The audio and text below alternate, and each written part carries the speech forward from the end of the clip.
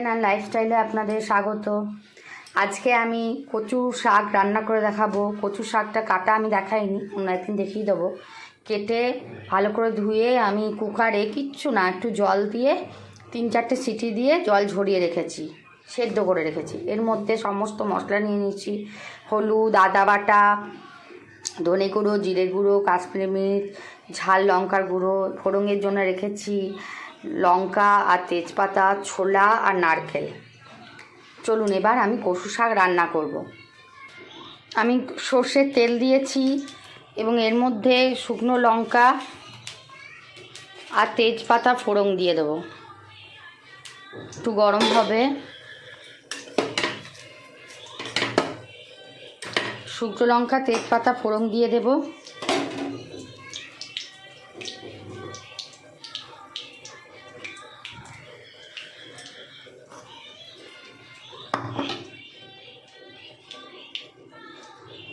তেলটা গরম হোক। তেলটা গরম হয়ে গেছে, আমি ছোলাগুলো দিয়ে দেবো। এগুলো ফাটবে, একটু সাবধানে।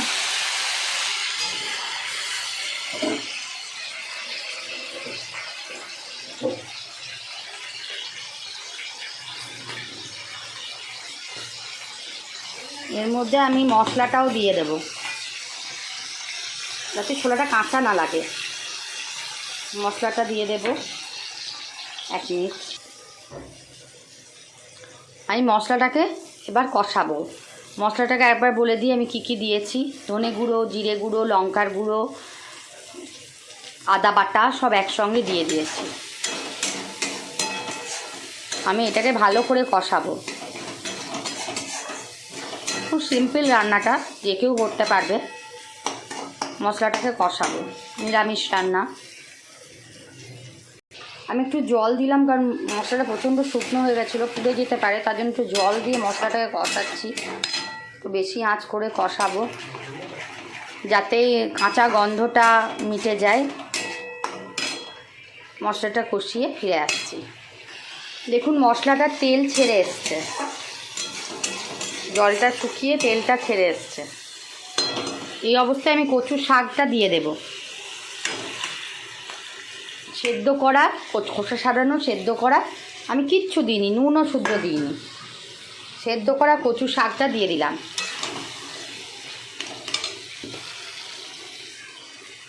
নারকেল কোড়াটা দিয়ে দেব। ভালো করে মিক্স করব। আমি এবার নুন, চিনি দিয়ে দিয়েছি। এরপর আমি কাঁচা লঙ্কা দেব।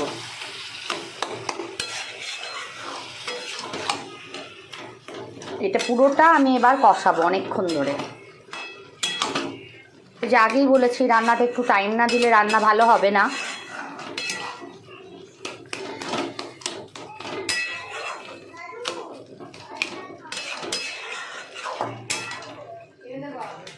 এইটার যখন তেল ছেড়ে আসবে, ঠিক সেই সময় আমি নামাবো। এটা কষা হোক। আমি কাঁচা লঙ্কাগুলো কাঁচির সাহায্যে কেটে নিয়েছি, ধুয়ে কেটে নিয়েছি। এবার আমি দিয়ে দেব। এবার এটা আস্তে আস্তে হতে দিতে হবে। এটা আস্তে আস্তে হোক, অনেকক্ষণ হতে দিতে হবে, যাতে মশলা, কচু শাক সব মিলেমিশে একাকার হয়ে যায়। শেষে কি দেব তারপর আমি দেখাচ্ছি। এটা ভালো করে কষাতে হবে। আঁচটা আমার ফুলই আছে, কারণ প্রচুর জল আছে এর মধ্যে। দেখুন, কচু শাক, নারকেলের সব বেরোবে, তারপর আমি দেখাচ্ছি। কচু শাকটা কেমন তেল ছেড়েছে, এটা আরও তেল ছাড়বে। আমার কিছু আঁচটা ফুল করে দিলাম। আমি আলু পোস্ত রান্না করছি। এর রেসিপি আমি আগেই শেয়ার করেছি আপনাদের সঙ্গে।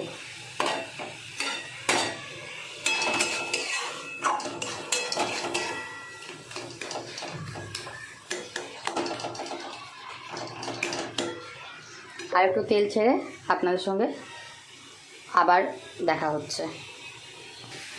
কচু শাকটাকে নেড়ে নেড়ে আমি এই পর্যায়ে নিয়ে এসেছি। দেখুন নারকেলের তেলটা আস্তে আস্তে ছাড়ছে।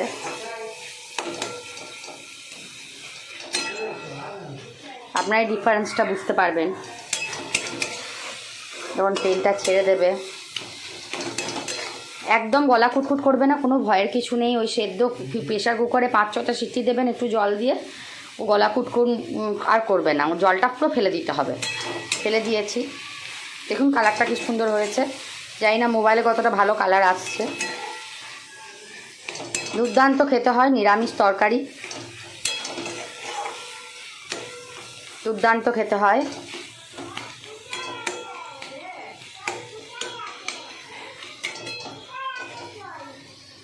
দেখুন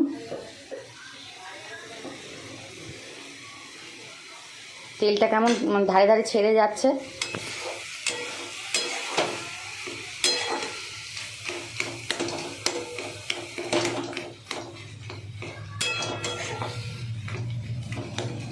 কাঁচা লঙ্কাগুলো দিয়ে মেখে মেখে খেতে খুব সুন্দর লাগে।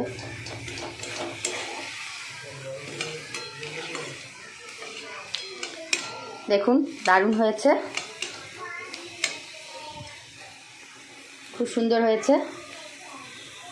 এবার আমি ঘি একটু গরম মশলা দিয়ে দেবো, দিয়ে ফিরে আসছি। আমি ঘি গরম মশলা দিয়ে দিলাম।